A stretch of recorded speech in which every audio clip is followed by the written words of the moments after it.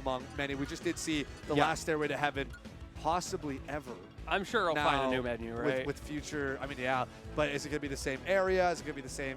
If it's not the same venue, or at least the same area with the same TOs, is it really the same tournament series, you know? It depends. It's kind of a ship at Theseus type thing.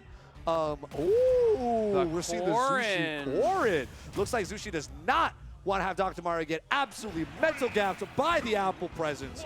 So we're going to have Corrin instead. This was actually foreshadowed by the last game, because even though we were in Hall of Bastion, we were having Fire Emblem Fates music playing at the time. We had A Light Storm. That song was a banger.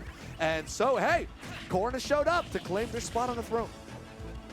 Yeah, I have honestly been I've been jamming to the music choices all night, both during the games and even out of the game. So we had the Sonic Mania menu theme. I was like, man, dude, yeah, Tempest has this figured out. Yeah, it's some real good I've been saying, though, we need to get the in-house music. Oh, one of these days, we're going to make it happen. One of these days. We just got to do our own music. That's what it comes down to. Be careful. That's a dangerous proposition. I believe. Oh, man. Oh, man. We're going to make our own in-house music. Right.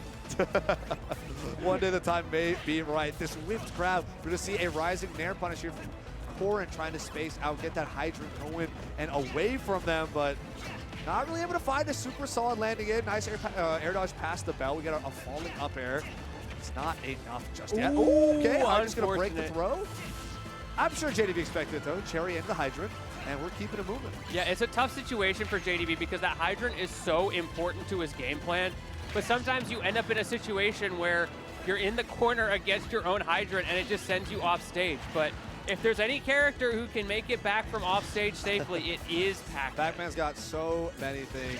And when you got pin, instant pin on the tipper, it's a little hard to make it back. Yeah, you got to be. Zushi clearly has the answer there. And that's something that I've seen JDV struggle against in the past. If he's up against someone who knows how to shut him down off stage before he gets things going with his very strong recovery options, he can kind of just fold. Right, yeah, that's definitely one of the strengths that Corrin has to offer as well. The fact that Pin has such a perfect angle for catching people that are kind of near or hovering ledge or approaching ledge, but don't have a sweet spot on that grab just yet. The tipper pin does so much work. There we see the Earl's Melon #1 of the set. Can we get a #2? No, going straight for the bell. I respect it, even though JDV's wrong. For the catch, but JDV sends Zushi flying to the right side and has to deal with the Hydrant setup too to take this next stop. We are right back to even 2 stocks apiece here on PS2.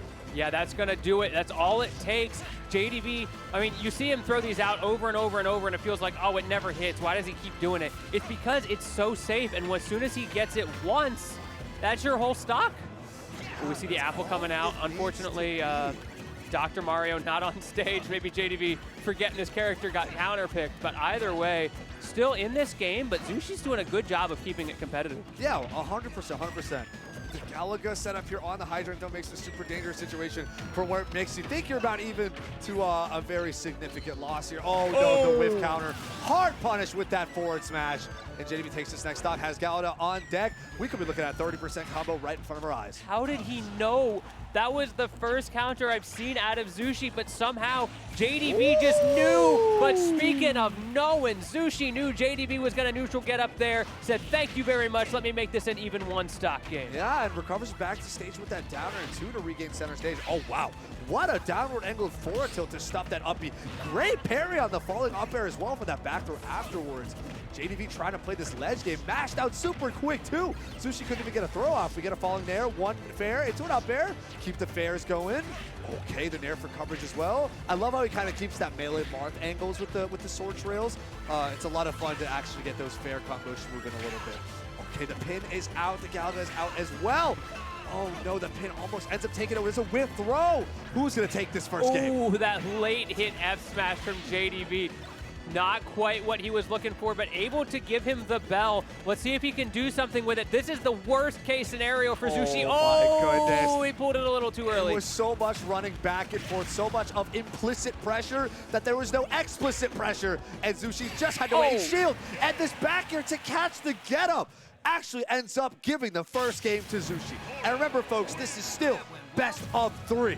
One more game, and Zushi moves on to winners finals up against Riot. Now that is what we call a nice back air. Oh, yeah. Oh, yeah. All right, that's my one.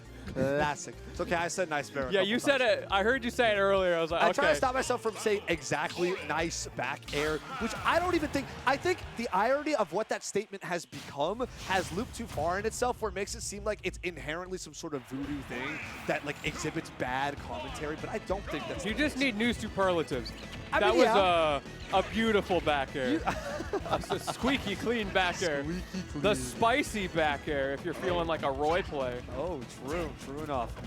You could even get some consonants in there. The bombastic back air. Yeah, a bit of alliteration in there. And that's how you start cooking our own music, you know? Exactly. After the set, though, okay? Oh, whoa. All right, we got some Hydra pressure here in center stage. Zushi hasn't really been able to find a strong in right now because I think JDV slowed down the pace of the game just a little bit, kind of waiting for Zushi to find a way in and punish the approach. What a regrab into the bell out with the footstool, but got the misinterpreted with the re-review afterwards. But man, that was crazy. That alone was sick.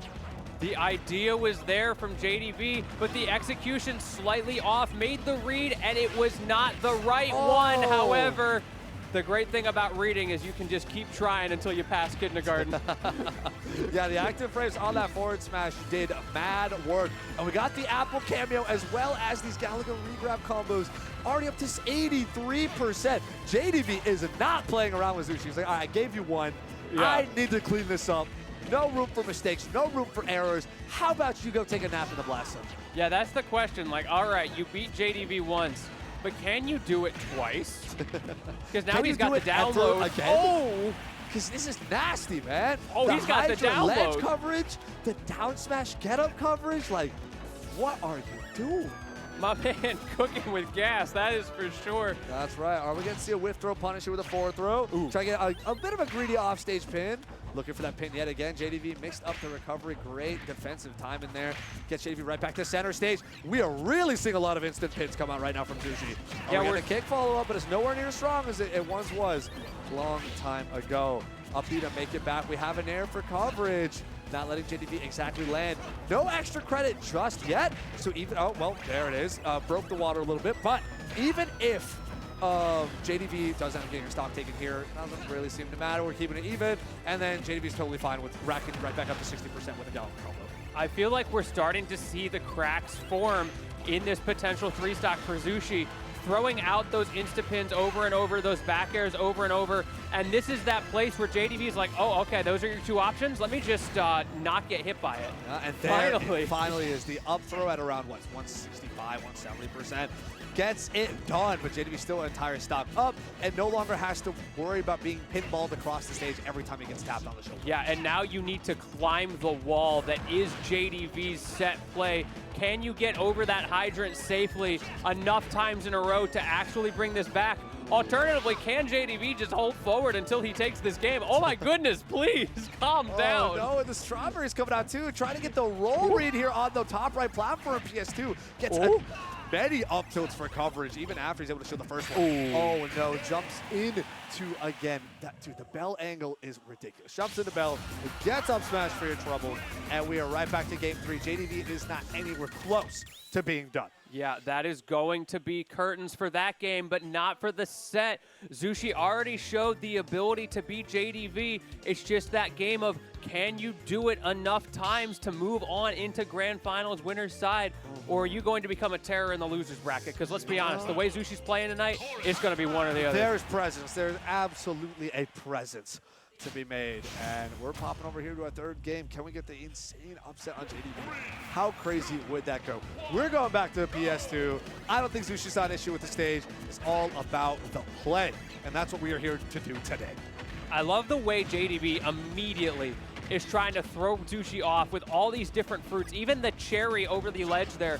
You see that so rarely from Pac-Mans. You see the orange that he used in the opener so rarely, and just, it's one more thing that Zushi has to constantly worry about of what fruit's coming at me. It's kind of like reading Hero's menu. You have to watch JDV pull out these different fruits. Thankfully, we're doing shapes and not words this time because it's a little bit easier. But unlike the villager pocket, which does now let you know what's been pocketed, you have no idea what Pac-Man has in his hand. You just have to be thinking about it. You have to be, aware of it. And that matchup, that situational awareness, can come in handy, but can also be really hard to keep track of. So sometimes we see some great air dodge, like, I don't know if that's a reaction, and just air dodge, you happen to re-grab it, or if this is more of an intentional, like, I know what angle this is going, I'm going to grab this, coming out from Zushi. But either way, it keeps him safe for a lot longer than most other people happen to deal with against the belt. But eventually, the belt will run you down, and JDV picks up the first stop. Yeah, there's a reason he defaults to that bell so often in kill situations as opposed to something like the key, because he's able to consistently pile on so much pressure with it. And not only that, if he misses the first time, he can usually grab it and just try again. We keep seeing him throw it, trying to catch Zushi in the arc of the jump. And then when Zushi has to inevitably jump over it, then JDV just gets a free punish on the landing. That's right, that's right. Now JDV again using that hydrant to find your way back to center stage. See, we're trying to see Zushi clean it up and control it just a little bit. And of course, if you got disjoints, you got a sword, and you have whatever dragon limbs that Corrin decides to spawn in for this fight. Both are definitely extremely useful to help make that a reality. But, the pin timing could have been huge to be able to stop. It wasn't enough. The forward smash read had enough active frames for it to still poke out the shield. And we see a bit of sharking underneath here from JDV with those up tilts on the platform, not letting Zushi live at all. Yeah, the pressure from JDV, he's going so back and forth. That was a nice kill from Zushi, but so back and forth with the camping out and charging fruits until all of a sudden, when Zushi's not ready for it, just absolutely goes full aggro and is able to take these stocks in ways that, honestly, Zushi just can't prep for it. God, it's... I'm just trying to take a look here and try to think, like, what can Zushi do? Ever since the adaptation that we saw JDV make super early on in the second game, which is a lot more wait and punish, bait and punish, it's been so hard for Zushi to have any sort of breathing room or really get anything going. Oh, that was so good! Did you see that? JDV baited out the nair from Zushi, trying to grab that bell, killed him with the F smash for his troubles. That is the Pac-Man experience. That's exactly what I was talking about, right? JDV changed the game to wait and punish, bait and punish. And we saw a perfect exemplification of not only cross-adaptation of habits, but also the proof that JDV's game plans can and do work on the fly. And this is looking so bad for Zushi right now, and as soon as I say it, the confirmation coming out from JDV, the roll behind F smash, the scrub classic, but sometimes, even at high level, it just works. It's so tough. It's so tough. You got to keep it nice and simple, nice and fundamental sometimes, After all the crazy things we've seen JDV do this set, I'm okay with the simpler play. That doesn't hurt anybody. You love to see it. You love to see it, man. What a set. What a set. Honestly, massive shout-outs for Zushi, to Zushi for keeping it competitive, right? Getting that first game, getting the Corrin to show up instead of the dog here. It's great to see strong representation of multiple characters here. Good stuff. Yeah, I definitely agree with the usage of Corrin in the set, especially when we were able to see how well Zushi was able to utilize it in the set. I had heard rumors of the Corrin, but I had never seen it. But sure enough, it took a game off of JDV. Like, yeah, he adapted, but taking a game off of JDV, even raw, is something to be proud of. Yeah, it's no small feat whatsoever. And at that, winners, semis of a tournament like this.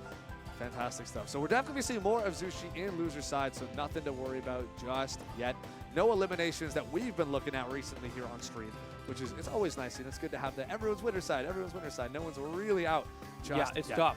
But instead, all of that happens off camera where we can't see it. Ooh. Like, for example, we've already seen Mio get eliminated, unfortunately, as Invictus takes it over to play now up against Zushi. Are we going to see the dog? Are we going to see the Corrin up against the ZSS? Who knows? But at the same time, we also got Berdoof and Goldenberry. I don't know if they're currently playing.